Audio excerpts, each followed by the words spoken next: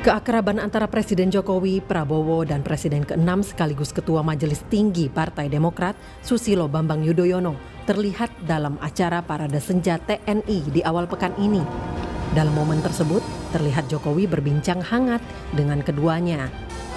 Tak hanya itu, Jokowi bahkan duduk di antara Menteri Pertahanan Prabowo Subianto dan SBY. Keakraban yang ditunjukkan tentunya mengundang perhatian. Apalagi hingga kini publik masih dibuat penasaran akan arah dukungan Jokowi di Pilpres 2024. Sebagai kader PDIP, tentunya Jokowi akan turut dengan partai mendukung Ganjar Pranowo sebagai calon presiden. Tapi arah dukungan kedua putranya, Gibran Rakabuming Raka dan Kaisang Pangarep, turut menimbulkan spekulasi kemana dukungan Jokowi akan berlabuh nantinya. Bukan tanpa alasan, pasalnya Gibran Rakabuming yang juga kader PDIP sempat menyebut dukungannya akan sama dengan adiknya Kaisang. Sementara Kaisang yang kini menjadi Ketua Umum Partai Solidaritas Indonesia belum menentukan arah pilihan. Tapi dalam sejumlah kesempatan, Kaisang terlihat dekat dengan Prabowo Subianto. Emangnya beda? Iya, misalnya. Ya ditunggu aja. Berarti ini masih menunggu dari PSI, dari keputusan Mas Kaisang sendiri ya Mas. Kemarin kan Mas Kaisang bilang Nunggu apa? Nanti arah dukungannya bisa beda atau tidaknya tadi. Sama kemarin. Tak sampai di situ, nama Gibran kini santer disebut-sebut masuk ke dalam daftar calon wakil presiden Prabowo Subianto. Namun untuk bisa meminang Gibran, koalisi pendukung Prabowo masih harus menunggu putusan Mahkamah Konstitusi terkait syarat umur calon wakil presiden. Ya, kita tunggu dari MK. Ya, pasti. Pak, soal kemana hasil rapat para sekjen itu akhirnya gimana Pak? Apa sudah ada mengerucut nama atau misalkan? Kita membahas mengenai program visi misi capres. Ya. Nama capresnya belum di ini. Kira-kira kapan Pak Erlangga diumumin dari? Akan dirapatkan antar partai. Ya. Kapan Pak Erlangga? As soon as possible. Nama Bapak katanya. Dengan faktor kedekatan dan anaknya yang disebut-sebut menjadi calon potensial pendamping Prabowo Subianto, apakah menjadi sinyal dukungan Jokowi ke Prabowo di Pilpres mendatang?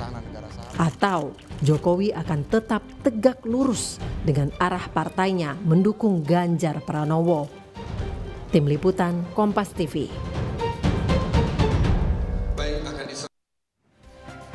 Saudara, keakraban antara Presiden Joko Widodo lalu juga Menteri Pertahanan Prabowo Subianto yang juga Ketua Umum Partai Gerindra yang juga bakal capres dan Presiden ke-6 sekaligus Ketua Majelis Tinggi Partai Demokrat Susilo Bambang Yudhoyono tampak dalam acara Parade Senja TNI di awal pekan ini. Nah, keakraban ini mengundang perhatian dan kembali menimbulkan spekulasi soal arah dukungan Jokowi di Pilpres 2024. Tidak hanya itu, kedekatan anak bungsunya Kaisang Pangarep dan anak sulungnya Gibran Rakabuming yang santer disebut sebagai cawapresnya Prabowo turut menguatkan spekulasi. Nah, kita akan bahas pagi hari ini soal isyarat dukungan Jokowi di Pilpres ini dengan sejumlah narasumber. Ada juru bicara Partai Demokrat Herzaki Mahendra Putra dan di studio sudah hadir pakar komunikasi politik yang juga guru besar Universitas Nasional Lely Aryani. Selamat pagi Ibu, selamat pagi Bang Zaki. Mas Radi. Selamat pagi Mas, pagi Bu Lely. Ya, saya ke Bang Zaki dulu nih. Ini kayaknya dalam berbagai kesempatan semakin akrab, semakin dekat dengan Pak SBY. Yang kita tahu Pak SBY juga sudah mengarahkan dukungannya ke Pak Prabowo. Ini apa maknanya Bang Zaki? Sejauh ini Anda melihatnya apa maknanya ini? Ya kalau keakraban Pak Prabowo dan Pak SBY tentunya karena beliau kan juga dulu sama-sama di Akmil dulu kan. Sudah kenal cukup lama juga ya kan. Sama-sama pernah mengabdi juga di TNI gitu. Dan kemudian sekarang gini jalannya bersatu kembali karena sama-sama ingin mendorong ya. Dan memperjuangkan Pak Prabowo sebagai Presiden Republik Indonesia yang ke-8 gitu.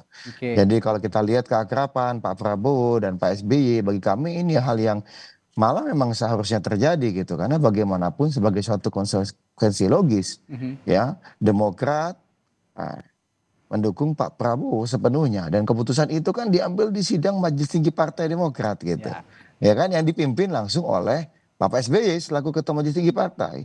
Ya. Dan wajar saja kalau misalnya setelah keputusan itu diambil, saat ini keakraban pun terus terjalin antara keduanya gitu. Bagaimana berbicara mengenai strategi, rencana pemenangan ke depannya gitu. Nah ini kalau dari sisinya Bung Zaki kan keakraban ini bukan hanya semata-mata untuk mengarahkan dukungan di Pilpres nih Bu Leli. Kalau dari outsider lah kita sebagai masyarakat umum, apalagi Ibu mengamati dari hari ke hari pasti soal komunikasi politik yang dibangun Pak Jokowi, Pak SBY juga Pak Prabowo. Ya. Bagaimana melihatnya Bu? Ya, kebetulan jadi narsum di Kompas TV sejak 2013, sudah 10 tahun ya. Sejak zaman Pak SBY nih Bung Zaki. Iya. Jadi artinya bagaimanapun yang diperlihatkan para pendukung, kalau mereka sudah berkoalisi sudah pasti, Ya. dukungan sudah pasti itu. Jadi memang koalisi itu kan harus dibangun berdasarkan kesepakatan politik. Nah, kesepakatan untuk membangun koalisi, membentuk koalisi adalah bagian dari dikotomi yang dibangun oleh partai-partai politik. Jadi tidak boleh beralih ke lain hati seharusnya. Jadi berbeda dengan fenomena yang barusan dialami Demokrat. Alhamdulillah sekarang sudah move on kan. Nah, jadi sudah ketemu jodoh yang tepat nih. Ijab kabulnya sudah, saya kira. Tinggal bagaimana momentum itu dibangun berdasarkan kesepakatan dan bagaimana gerak politik ke depan. Komitmen yang diikat oleh satu kekuatan itu biasanya bisa memberikan dukungan. Karena kan ada seperti berkali-kali saya katakan di Kompas, media komunikasi politik yang paling pertama itu adalah organisasi. Organisasi yang terkuat itu adalah partai politik. Nah, baru dilanjutkan dengan media yang lain, ada interpersonal, media massa, dan media sosial sama kelompok kepentingan. Nah, ini yang terjadi adalah media interpersonal namanya. Interpersonal sudah dilakukan dan harus ketemu sampai selanjutnya harus tetap mesra. Ya, itu Gitu. yang harus diamati bersama, harus tetap mesra karena memang sejak awal simbol-simbol itu sudah diarahkan. Sudah ditunjukkan. Kan ada satu teori dalam komunikasi politik itu animal symbolikum namanya. Nah, animal symbolikum itu jadi orang-orang yang berada dalam suatu politik ya, dalam suatu panggung politik baik panggung depan maupun panggung belakang atau panggung tengah, itu biasanya menonjolkan simbol-simbol dan simbol-simbol itu sendiri sembarangan, mana suka, sewenang-wenang gitu loh. Jadi dia tidak punya makna apa-apa, penerima pesan lah yang menerjemahkan makna itu. Nah, ini masalahnya. Saya juga tanyakan ke Bung Zaki nih. Bung Zaki, masalahnya sejak awal Pak Jokowi ini berpolitik lah ya, dari mulai wali kota Solo ya, jadi wali kota Solo, lalu gubernur DKI Jakarta dan akhirnya menjadi presiden di tahun 2014. Selalu menunjukkan simbol-simbol begitu ya Bu ya? Kira-kira simbol-simbol yang mengundang interpretasi publik yang akhirnya ditafsirkan beda-beda begitu. Nah, kalau Anda melihat simbol yang ditunjukkan Pak Jokowi kali ini kuat nggak sih Bung Zaki untuk mengarahkan dukungan di Pilpres? Ya, kalau bicara mengenai sikap politiknya Bapak Presiden, tentunya Bapak Presiden lah yang lebih tepat untuk menjawabnya gitu. Apalagi, tapi kalau kami berbicara mengenai bagaimana keakraban, misalnya saat ini beberapa kali pertemuan, ada Pak Joko Widodo misalnya kemarin bersama dengan Pak Prabowo dan Pak SBY, menurut kami itu hal yang sangat positif. Dan sewajarnya saja, karena bagaimanapun beliau kan presiden. Ya, kemudian ada acara Menhan, ya, ada acara Kemhan yang mengundang para petinggi. Lalu kita tahu bahwa saat ini ya Pak SBY juga adalah presiden, ikut diundang hadir. Karena beliau kan juga militer dulunya, mantan jenderal juga gitu. Jadi menurut kami keakraban bertiganya dengan duduk bersebelahan di acara parade senjata tadi bisa kami lihat sebagai satu hal yang sangat positif. Jadi publik akan melihat apa yang menjadi mimpi Pak SBY, yaitu kebersamaan antara para presiden, Pak SBY, Pak Jokowi. Ya. Kan tinggal dilengkapi nanti dengan Bu Mega. Dan mungkin nanti bisa jadi yang dimaksud yang ke-8 itu mungkin Pak Prabowo kan, berarti kan tinggal missing piece-nya adalah duduk bersama dengan Ibu Mega saja. Itu nantinya. pertanyaan saya berikutnya Bung Zaki. Kalau memang positif, Anda mengatakan positif, bagaimana dengan Ibu Mega? Saat ini yang publik harapkan Pak SBY juga ikut dong sama-sama akrab dengan Bu Mega gitu loh. Ya tentu itu kita ingin sekali tentunya. Pak SBY juga sangat terbuka jika misalnya diperlukan ya. Jika memang nanti akan terwujud adanya pertemuan Pak SBY dan Bu Mega, ya kami sangat terbuka gitu. Hanya saja maksud kami tidak perlu juga kita mendorong atau misalnya bagaimanapun beliau berdua ini kan punya kesibukan, punya tugas tanggung jawab masing-masing gitu. Kita tunggu dan kita biarkan saja bagaimana proses ini berlangsung. Karena bagaimanapun kami misalnya, saya ini kan sedang di Pontianak. Saya kemarin misalnya dari Sambas, dari Jawa. Ya pertanyaan besarnya saat ini tentu adalah bagaimana misalnya kita memenangkan Pak Prabowo gitu. Ya. Kita tidak berbicara mengenai hal-hal lain. Ya kebersamaan dengan Bu Mega atau pertemuan dengan Bu Mega mungkin bisa kita lakukan. Tetapi katakanlah setelah kontestasi Pilpres ini selesai. Kan begitu. Tetapi bagaimanapun Mas ya, fokus kami saat ini kita berjuang ya untuk rakyat, bangsa, negara. Kami yakini saat ini yang terbaik adalah mendukung dan mengusung Pak Prabowo begitu. Ya, apakah Pak Jokowi menjadi bagian dari ini? Kalau kami lihat beliau ini presiden, mengayomi semua. Nah inilah tugas dan fungsi beliau kan sebagai presiden berada di atas semua partai politik karena beliau adalah pembina. Ya kan? Pembina partai politik ini gitu. Gitu kalau kami melihatnya. Ya, ini kenapa saya tanyakan begitu Bu Lely ke Bung Zaki tadi? Karena konteks Bung Zaki tadi berbicara soal kebersamaan para pemimpin. Bu Mega juga presiden kelima kita gitu kan. Jadi kalau Pak Jokowi ingin mengumpulkan para pemimpin dan para calon pemimpin ya seyogianya Ibu Mega juga bisa didekati. Nah kalau Anda melihat Bu Lely, Partai Demokrat dan juga hubungannya dengan PDI Perjuangan dalam konteks ini, dalam konteks Pilpres maupun juga dalam konteks kebersamaan kepemimpinan jelang 2024 bagaimana? Ya, saya masih teringat nih, setiap kali ada pertemuan antara Bu Mega sama Pak SBY, pasti saya diundang ngebahas di sini gitu. Terakhir itu soal mimpi Pak SBY di sini juga kan kita bahas. Jadi mimpi itu mimpi yang indah. Saya kira mimpi Pak SBY itu adalah mimpi semua tokoh pemimpin. Bahkan saya pernah bermimpi, orang pernah merasa kehilangan dengan Pak Taufik Kemas, figur Pak Taufik Kemas yang dianggap bisa menjadi mediator bagi semua kelompok kepentingan politik gitu kan. Nah realitasnya kita berharap para pemimpin bangsa, terutama para presiden yang pernah memimpin di Indonesia suatu saat itu bisa reunian gitu kan, berkumpul, bertemukan tempat bertanya semua anak bangsa dari berbagai komponen, dari berbagai latar belakang partai politik. Dan jangan lupa Mas Reddy, Pak SBY itu pernah menjadi menterinya Bu Mega dan menteri kesayangan loh. Waktu itu Bu Mega itu nggak pergi kalau Pak SBY nggak pergi. Nah artinya hanya kemudian memang garis politik yang memisahkan mereka karena harus bertarung menjadi pesaing waktu itu, menjadi lawan tanding kan. Orang menyamakan seperti ada dendam politik, saya nggak pernah melihat itu di antara keduanya karena kebetulan Pak SBY dan Bu Mega ketemu beberapa kali, terakhir juga itu ketika Bu Ani meninggal, Bu Mega juga bersalaman dengan Pak SBY dan hadir gitu. Dan ingat juga bahwa pertemuan antara AHY sama Mbak Puan pasti di atas pengetahuan keduanya. Pasti atas restu Bu Mega dan restu Pak SBY. Jadi kalau orang berusaha memprovokator misalnya dengan narasi-narasi yang menyakitkan menurut saya. Kadang-kadang teman-teman media bilang tugas Bu Lely itu mendinginkan. Jadi provokatornya media gitu. Media juga kadang-kadang. Karena saya tidak punya kepentingan politik apapun. Saya juga berdiri sebagai akademisi. Jadi tidak punya lembaga survei dan seterusnya gitu loh. Saya juga melihat tidak ada alergi politik khusus gitu ya. Enggak antara keduanya, antara Pak SBY dengan ya. Bu Mega. Nah, tinggal memilih waktu, mereka pasti akan ketemu. Oke. Nah, balik lagi ke dalam konteks dukungannya Pak Jokowi di Pilpres 2024. Saya berandai-andai, saya membayangkan ke depan. Ya, betul. Kalau misalnya nanti hingga Pilpres 2024 berlangsung, bahkan pada saat pencoblosan begitu ya. Pak Jokowi sampai detik itu tidak secara lisan ataupun tulisan menyatakan dukungan atau secara absolut saya dukung si A dan saya dukung si B. Sebenarnya apa impactnya untuk bakal calon atau ke calon presiden maupun juga ke politik secara umum di Indonesia? Saya akan tanyakan ke Bu Lely nanti dan juga ke Bung Zaki, tapi kita jeda dulu. Setelah jeda Bu Lely kita akan bahas lagi, tetap bersama kami di Sapa Indonesia Pagi. Ya, sebelum jeda tadi saya tanyakan ke dua narasumber saya pagi hari ini, ada Bu Lely Aryani dari Universitas Nasional, soal bagaimana jika Pak Jokowi sampai detik pemilihan presiden berlangsung itu secara lisan maupun detik tulisan. Pendaftaran maksudnya? Pendaftaran maupun nanti setelah pendaftaran begitu, saat masa kampanye itu tidak menyatakan dukungan secara absolut begitu kepada calon presiden baik Pak Ganjar Pranowo maupun ke Pak Prabowo. Dampaknya bagi masing-masing bakal capres atau mungkin di depan nanti sudah jadi capres begitu dan juga kepada publik dan juga kepada politik di Indonesia apa? Ya, tiap momen politik itu pasti punya dampak. Karena itulah makanya politik itu dikatakan tentang influence dan influencer. Jadi dia akan mempengaruhi variabel-variabel lainnya yang berkelindang dalam lingkaran politik. Jadi politik itu adalah influence dan influencer, ya.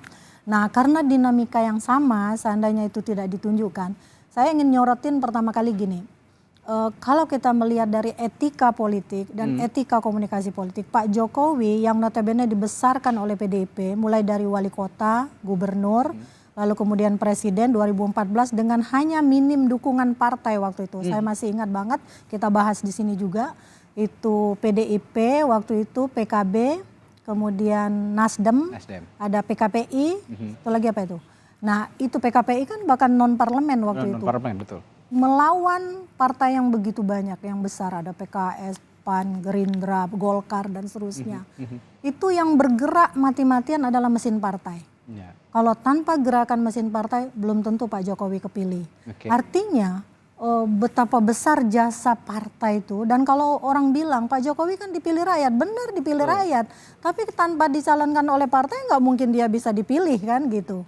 Nah, kalau kita lihat dari etika yang sana, saya akan memastikan Pak Jokowi pasti akan mendukung orang yang diusung oleh partainya sebagai rasa ucapan terima kasih. Tapi posisi saat ini Pak Jokowi itu kan adalah pembina politik dalam negeri ini.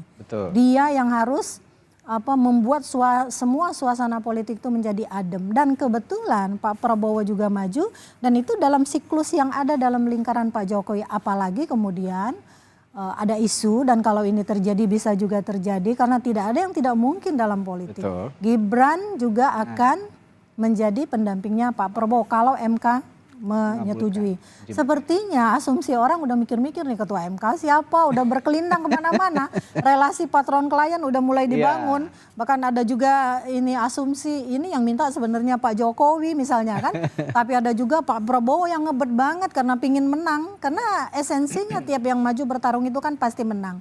Pak Jokowi mau tidak mau, suka atau tidak suka, akhirnya akan main terus dua kaki kalau begitu. Kalau karena posisinya sebagai pembina politik negara itu tadi. Iya, itu satu. Yang kedua ada anaknya yang kemudian maju juga, sementara ada orang partainya yang juga maju. Nah, inilah yang akan terjadi. Jadi dia akan, Pak Jokowi juga akan dilihat sebagai orang yang tidak tegas pada akhirnya.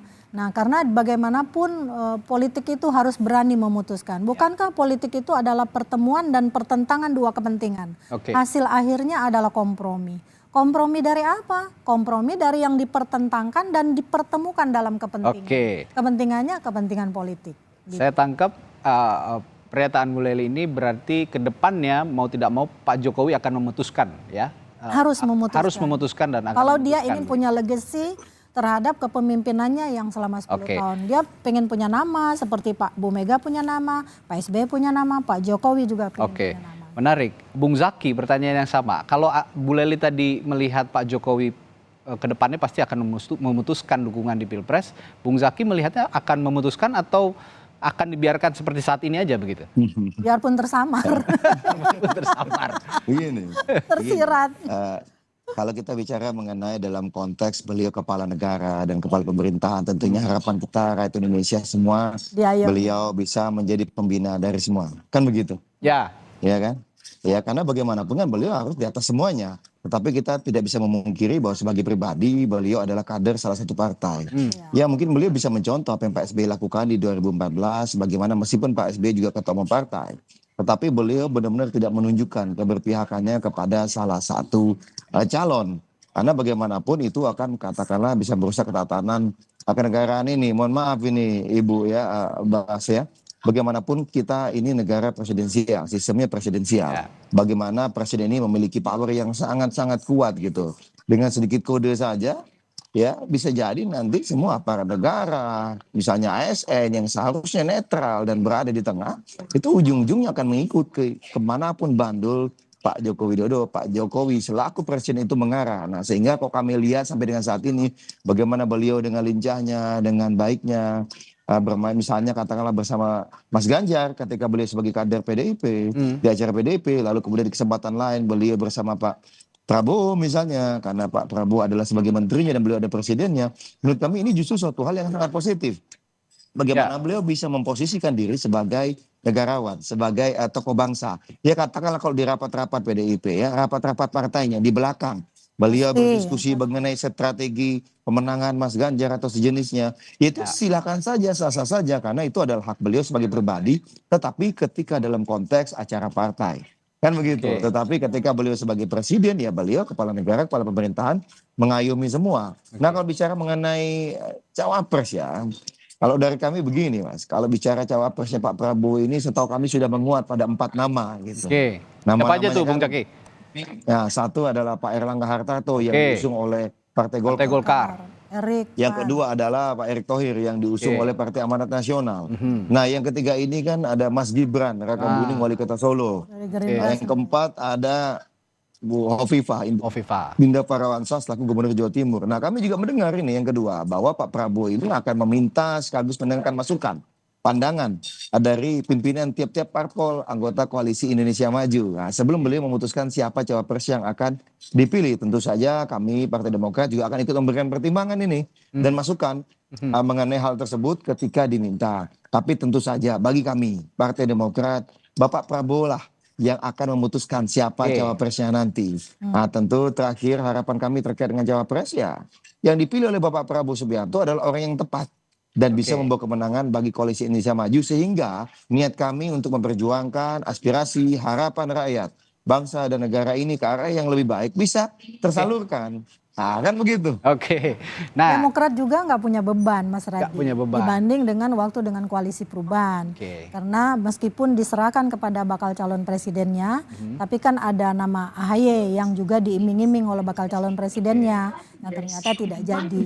Jadi itu logika yang bermain dalam tiap koalisi partai. Kalau soal Pak Jokowi, saya kira memang dia akan menjadi pengayom bagi seluruh komponen politik di negeri ini ya. Tapi itu tadi benar Mas Zaki bilang. Jadi kan panggung politik itu kalau Erving Goman mengatakan hanya ada 2 wilayah panggung politik. Panggung depan, panggung belakang.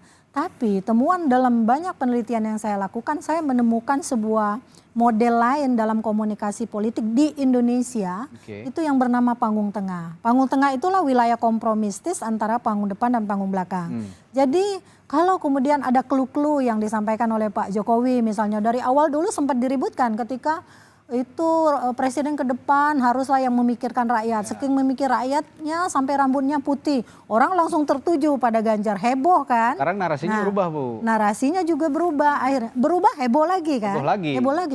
Ini masa orang PDIP nggak mendukung, menunjukkan secara frontal pertentangan dengan partainya. Jadi sebenarnya di belakang panggung belakangnya Pak Jokowi itu menentramkan juga kader-kader PDIP. Cuma kita kan tidak tahu itu. Ya. Panggung depan, panggung belakang, tengah. Ada juga panggung tengah. Nah, pernyataan terakhir soal Pak Jokowi yang kemarin bersama relawan di tengah-tengah relawan menyatakan kalau presiden harus punya nyali, punya nyali, harus berani kalau misalnya diinjak-injak oleh pemimpin negara lain gitu. Nah, ini kan apa ya asosiasinya banyak kepada sosok Pak Prabowo kalau saya lihat begitu karena beliau juga itu menurut Mas Radhi ya. Interpretasi saya pribadi ya, tapi itu balik lagi benar kata dua narasumber saya hari ini memang itu ada di sisi Pak Jokowi. Tapi saya tertarik begini Bu Leli dan Bung Zaki. Tadi Bung Zaki mengatakan 4 bakal calon wakil presidennya Pak Jokowi ini, Pak Prabowo ini ada Pak Erik, Pak Erlangga, lalu Gibran, satu lagi Bu Hovifah. Tapi dari 4 ini saya melihat ada 2 yang paling potensial. Pak Erick Thohir dan juga Gibran. Kenapa saya bilang paling potensial? Karena Pak Erlangga marah ntar. Pak Erik ini menteri kesayangan Bu masalahnya. Tapi kalau Gibran kita ketahui sendiri ini anaknya presiden begitu. Nah, kita berbicara Gibran karena ini kedekatan proximity-nya keluarga presiden dengan yang dikaitkan dengan sosok Pak Prabowo. Nah, kalau Bung Zaki melihat kalau Gibran yang diusung atau yang dipilih sama Pak Prabowo nanti, itu hubungannya dengan Pak Jokowi akan seperti apa? Kalau itu bagi kami ranahnya Pak Prabowo lah gitu ya. Dan Demokrat juga, posisi Demokrat bagaimana jika nanti Gibran yang dipilih? Yang kami dengar Pak Prabowo kan meminta masukan, ya kan? Nah yang kedua kami juga sudah sampaikan bahwa bagi Partai Demokrat, Bapak Prabowo lah yang akan memutuskan siapa cawapresnya nanti. bagi kami siapapun cawapresnya, kami akan full force ya. Oke. Fokus bagaimana bisa memenangkan Pak Prabowo. Karena kami ingin menang di Pilpres, kami ingin menang di Pileg. Itulah yang menjadi fokus kami. Jadi misalnya katakanlah siapapun nanti yang dipilih, bahkan misalnya tak tahu ada nama lain di luar 4 nama tadi. Iya. Bagi kami sah-sah saja karena kami tahu Pak Prabowo ini ingin sekali menang gitu. Karena beliau ingin sekali mendharma baktikan dirinya buat rakyat bangsa dan negara ini dengan menduduki posisi tertinggi sehingga beliau bisa lebih leluasa dalam Baik. berbakti dan mengabdi. Nah ini kalau kami hanya mendukung di situ Oke. fokus kami Ini- karena kami percaya dengan sosok beliau. Apalagi tadi kalau bicara mengenai Pak Jokowi ya, Pak Presiden ya, bicara mengenai pemimpin harus punya nyali ya. Pak Prabowo udah jelas lah terbukti punya nyali gitu.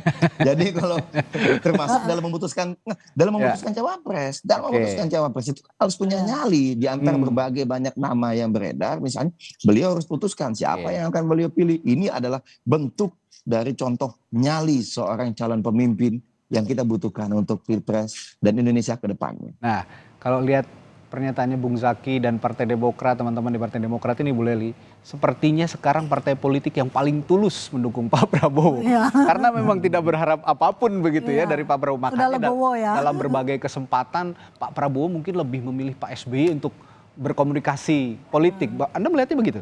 Tapi dia relasinya dengan Bu Mega juga baik. Luar biasa dengan bagus Pak ya. Jokowi juga bagus. Oke. Mbak Puan juga udah ketemu sama dia. Jadi saya pikir ya di pemilu 2024 ini memang lebih adem suasananya. Ya. Meskipun masih ada ria-ria kalau Masih kita ada, baca tapi- di media sosial, di WA group dan sebagainya. Tapi kita yakin nih, ini soal misalnya saya ingin jadi sekali lagi pengen jadi penengah. Soal Pak Jokowi bilang pemimpin yang berani tadi itu Pak Jokowi menunjuk dirinya sendiri. Ingat nggak 2014, 2019 Pak Jokowi dikatakan sebagai pemimpin yang tidak cukup berani kan. Tapi kemudian beliau membuktikan dalam kepemimpinannya itu ya menjadilah calon pemimpin yang seperti saya intinya gitu kan. Yang berani memutuskan nggak takut digertak dan sebagainya. Seharusnya itu ada pada tiap bakal calon presiden. Termasuk dari koalisi perubahan menurut saya. Begitu. Jadi Ya, jadi kita jadi penengah aja nih. Jadi narasi nyali ini juga Ya. bukan hanya dialamatkan untuk bakal calon presiden, tapi ingin menunjukkan bahwa saya dulu punya nyali Punya nyali. sebagai pemimpin Dan sudah Indonesia. dibuktikan. Dan sudah dibuktikan. Itu yang harus jadi contoh jadi dari bakal Karena yang lain kan belum pernah jadi presiden. Tapi Pak SBY sudah, Pak SBY juga Pak SBY sebagai, sudah. ya 2 kali sosok yang 2 kali pernah memimpin Indonesia dan Partai Demokrat 2 kali menjadi partai penguasa di Indonesia begitu. Nah, Bung Zaki, kalau kita lihat konstelasi politik sekarang ini kan banyak anasir-anasir liar lah ya kalau dilihat begitu. Ada yang dibilang kalau bersama-sama dibilang akrab katanya wah langsung dukungnya ke Pak Prabowo nih gitu. Tapi enggak juga ternyata karena Bu Leli tadi mengatakan bahwa Pak Jokowi ini juga tetap punya tanggung jawab kepada partainya gitu kan. Nah, kalau Partai Demokrat tanggung jawabnya kepada politik dan juga pengusungan presiden dalam konteks ini Pak Prabowo, tanggung jawabnya ada di mana nih saat ini? Kalau tanggung jawab kami saat ini bagaimana kita bisa ikut terlibat aktif. Nah, dan habis-habisan sampai dengan saat ini kita sedang proses bagaimana ini sampai ke akar rumput ya, sedang pembentukan semua konsolidasi. Karena pemenangan Pak Prabowo ini bagi kami adalah harga mati yang tidak bisa ditawar-tawar. Jadi semua komponen kalau katakanlah mohon maaf ada kader kami yang sampai tidak mengikuti arahan capresnya adalah Bapak Prabowo, tentu akan mendapatkan konsekuensi secara politik dari partai. Itu sudah jelas. Pak SBY juga bahkan menyatakan akan turun gunung. Mas Ahy juga dalam beberapa kesempatan. Saya masih ingat minggu lalu saya dikumpulkan di Bandung, para jubir. Kita berdiskusi dengan Mas Ahy. Arahnya tegas dan jelas kita menangkan Pileg. Ya sesuai dengan target kami 3 besar dan 15%. Nah yang kedua adalah kita harus menangkan Pak Prabowo Subianto. Lakukan semua yang kita mampu, tunjukkan kalau kita adalah sahabat yang setia dan juga militan. Nah ini yang kita ingin sampaikan juga kepada publik. Makanya Pak Prabowo kok kemudian tampak nyaman sama kami, sering mengundang Pak SBY atau mengundang Mas Ahy, ya karena beliau sudah melihat dan merasakan betul gitu bahwa wah ini keseriusan yang luar biasa. Belum sampai 1 bulan ini, belum sampai 1 bulan, tapi berbagai survei menyampaikan pemilih kami, pendukung kami itu sudah lebih dari 50% yang sekarang mengarahkan pilihannya kepada Pak Prabowo Subianto. Nah ini kan menunjukkan bagaimana optimalnya mesin partai kami bekerja sampai ke bawah ya ke akar rumput memastikan bahwa kita pilih Pak Prabowo. Pendukung Demokrat, dukung Pak Prabowo. Pendukung Pak Prabowo, ya bisa pilih Demokrat juga lah gitu. Ngomong-ngomong soal akar rumput, Bung Zaki, Bu Leli, yang satu hal yang juga menarik adalah peran relawan.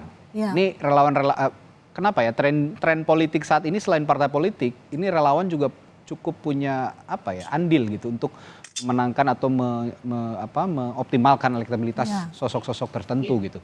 Yang menarik Sabtu ini katanya salah satu relawannya Jokowi, Pak Jokowi ini akan mengarahkan dukungannya kepada salah satu bakal capres. Nah, menurut Bu Leli, peran relawan di iklim politik saat ini jelang Pilpres 2024 bagaimana? Apakah sama masih dengan 2014-2019 atau ada perbedaan? Relawan itu, tadi kan saya udah jelasin tentang media komunikasi politik. Dia bisa masuk pada unsur yang pertama atau unsur keempat. Dia bisa masuk pada unsur organisasi atau kelompok kepentingan. Di zamannya PSBY itu yang begitu kuat mendukung SBY itu, mungkin Mas Zaki belum masuk ya ke Demokrat. Waktu itu ada namanya Majelis Zikir SBY. Saya ingat banget, waktu itu ada tuduhan yang macam-macam ke Pak SBY, lalu kemudian Pak SBY meluncurkan iklan politik yang judulnya kalau nggak salah lagunya Sajadah Panjang. Itu saya komentar sampai hampir di semua media tiap hari waktu itu. Nah intinya bagaimana relawan itu ada, itu bukan sekarang-sekarang saja, bahkan di negeri-negeri manapun relawan itu ikut memain peran, termasuk jurnalis. Jurnalis peliput siaran politik itu adalah salah satu juga komunikator politik. Nah mereka ini bisa menentukan peran-peran, cuma yang kita heran ini ya, Pak Jokowi ini kan mau selesai gitu loh, tapi relawannya masih eksis, solid bahkan begitu kuatnya gitu.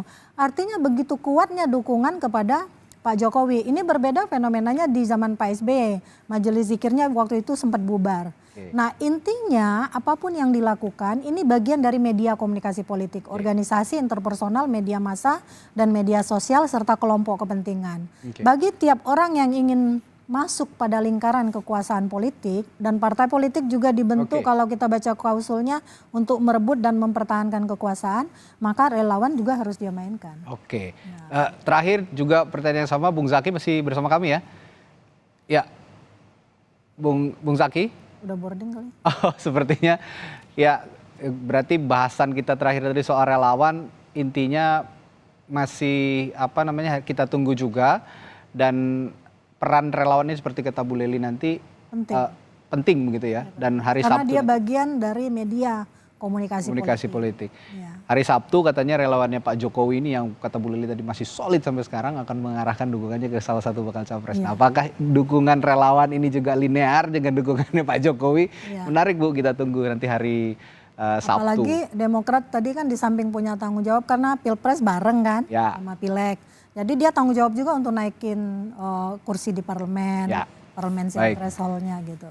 Baik, terima kasih Bu Leli, Guru Besar Komunikasi Politik Universitas Nasional telah bergabung bersama kami di Sapa Indonesia Pagi kali ini. Dan juga tadi ada Bung Herzaki Mahendra, Ketua Badan Komunikasi Strategis Partai Demokrat, yang juga juru bicara Partai Demokrat, telah berbagi informasi juga di Sapa Indonesia Pagi.